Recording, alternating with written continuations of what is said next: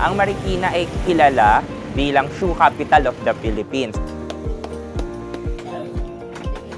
Isa din ang Marikina na nare-recognize as the cleanliness city sa buong Metro Manila. Isa yung practice namin na munting basura, ibulsa muna, kaya sobrang linis sa Marikina.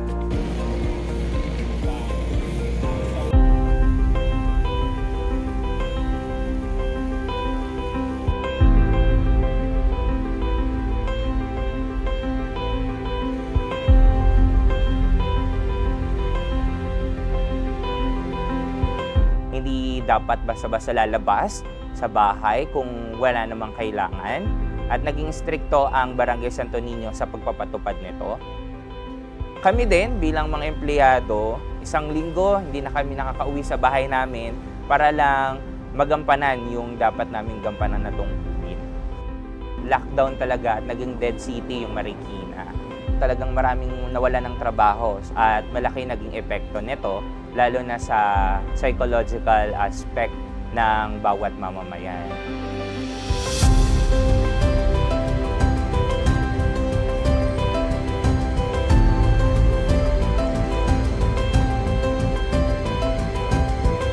Binuo ang Santo Niño Livelihood Program, and dahil isa nga sa vulnerable ang mga senior citizen, binuksan na rin ang Senior Citizen Garden para sa kanila.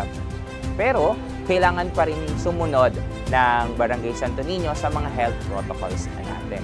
At unang-una na dyan ay yung paghuhugas ng kamay.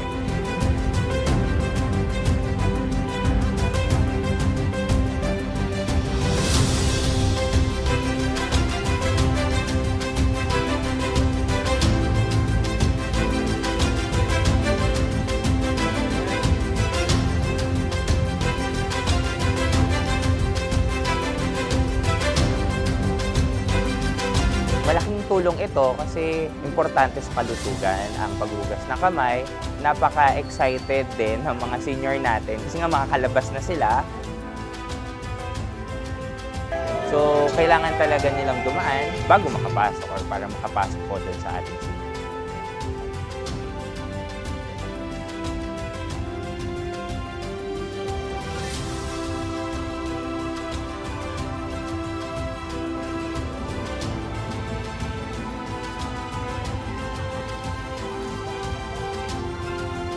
Nagagamit din itong facility natin sa paghuhugas ng mga utensils, mga kutsara, tinidor, mga plato, dahil nagiging picnic area din itong senior garden natin. At gayon din, minsan, nagagamit din kapag kailangan ng pandilig, ayan. So, malaking tulong talaga yung facility nito para sa Barangay Santo Niño.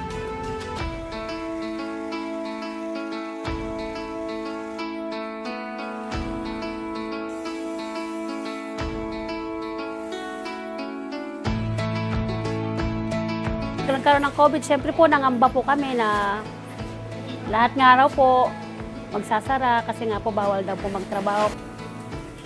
Pero matagal na po yata nung 1 week or 2 weeks lang po. Nagkaroon naman din po kami ng trabaho. Malaking tulong po, sir. Syempre na-provide namin yung pangangailangan ng pamilya namin. Nakakatulong din kami sa mga partner namin. Napoprovide din po yung mga pangangailangan. Lalo na po ngayon, sir, kasi pasukan na po, face to face. So, nung panahon na yun, tatay kami ng face mask. Yung pakiramdam po na parang may bilang ka. Kasi parang proud ka sarili mo na yung tinatahi nyo is essential. Ang gaan sa kalooban na nakakatulong ka sa panahon ng COVID, sobrang nakaka-proud sa sarili.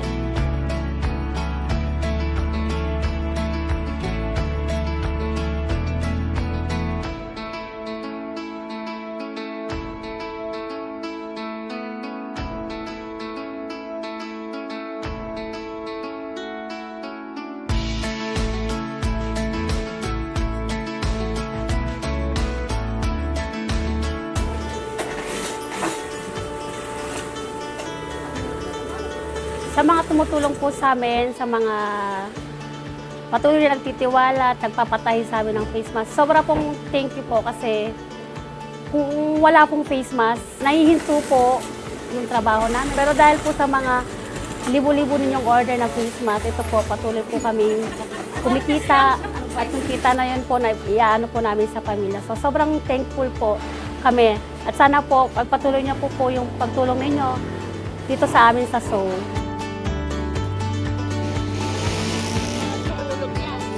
In behalf po ng Barangay Santo Niño and ni Cop Zaldi Josef, nagpapasalamat kami sa KKR and PBSP sa pagbibigay ng tulong, lalong-lalo na yung hand washing facility natin. Napakalaking tulong nito sa community dahil kahit may COVID, nagagamit or magkaroon man ng COVID or wala, magagamit namin ito. In a long term, at sana marami pa kayong matulungan and God bless po.